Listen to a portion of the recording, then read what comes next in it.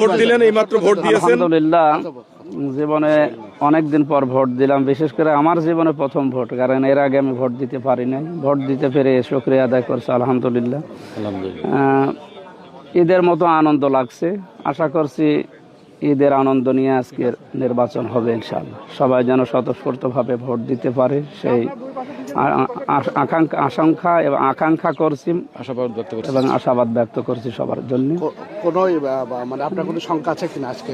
এখনো পর্যন্ত সংখ্যা আসে নাই, আশা করছি সংখ্যা যেন রায় হবে সেটা মেনে নেবেন কিনা? জয়ের বিষয়ে কত? জনগণের রায় আমরা মেনে নেব ইনশাআল্লাহ।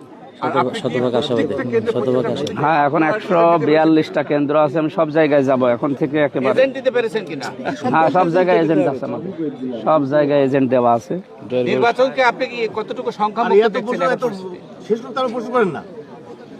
নির্বাচন এখনো পর্যন্ত সংখ্যা মুক্ত দেখছি।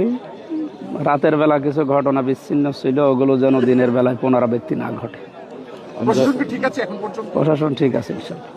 আচ্ছা, এই যে কাল থেকে যে টাকা পয়সা ছড়ানোর উভয় দলের বিরুদ্ধেই অভিযোগ আমরা পাচ্ছি, এইটা এই নির্বাচনে কোনো প্রভাব ফেলবে কিনা? টাকা পয়সা ছড়ানোর কিছু প্রভাব আমরা দেখেছি ভিডিওতে। জামাত ইসলামী বাংলাদেশ টাকা পয়সা ছড়া, এটা আমার বিশ্বাস হয় না। এগুলো আমাদের বিরুদ্ধে একটা ষড়যন্ত্র। আমরা চাই না কেউ টাকা পয়সা ছড়াক, অন্য যে কোনো দলেরই হোক। জয়ের ব্যাপারে আমরা 100% আশাবাদী ইনশাআল্লাহ। ঠিক আছে।